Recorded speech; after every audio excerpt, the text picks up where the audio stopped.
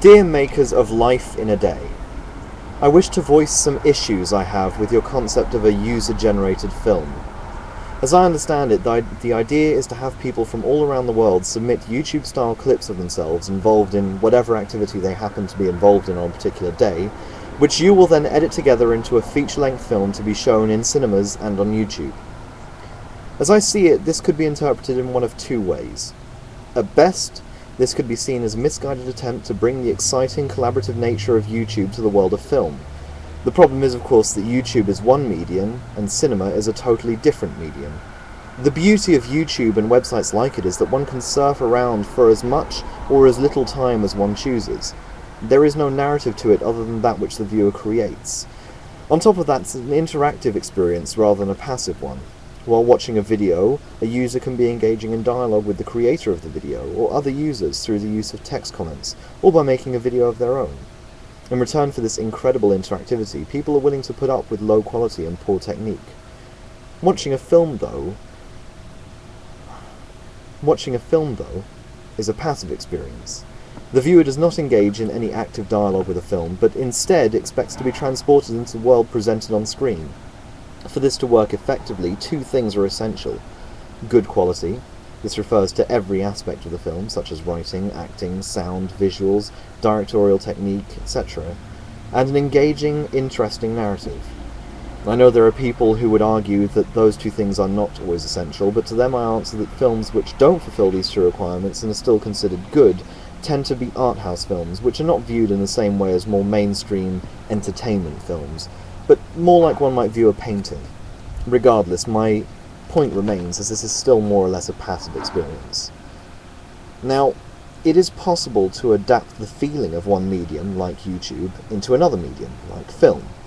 Films such as Cloverfield and Paranormal Activity are prime examples of this working, but the key here is adaptation. Simply lifting YouTube clips and putting them on the big screen strikes me as a flawed idea, for the same reason that it would have been a flawed idea for Peter Jackson's adaptation of the Lord of the Rings trilogy to simply consist of filming pages from the books and putting that on the screen. At worst, however, this whole film could be interpreted another way. It could be seen as yet another cynical attempt by a big film studio to win back some of the money that has been lost in recent years due to people choosing internet videos over the increasingly expensive act of going to the cinema. It seems a sound business proposition. Here on YouTube we have a wealth of would-be filmmakers, myself included, who are willing to put in time and effort to create content for free, simply because they love doing it, or because they hope to receive some recognition from their peers. These people can be easily exploited by using their time and effort to create a product which a studio can sell to make money for itself. On top of that, there will be a built-in market, because all of the people whose videos end up getting used, and all of their friends and family, will be more than happy to pay their own money to go and see content that they themselves created put on the big screen. It reminds me of when I was involved in amateur dramatics. Once in a while, when the company wasn't doing too well, they would put on some kind of family-friendly production. No real artistic effort would be put into the production, and plenty of children would be cast in minor roles.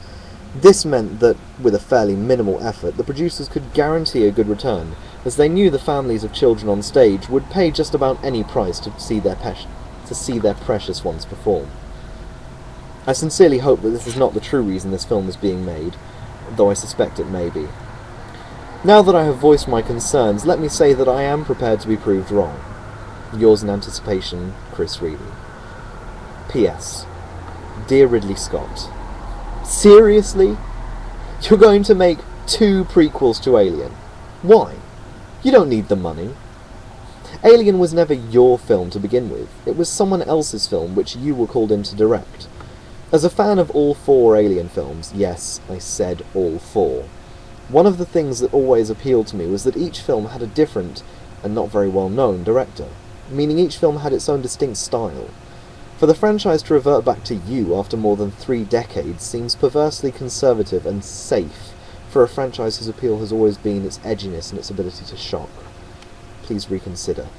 Thank you.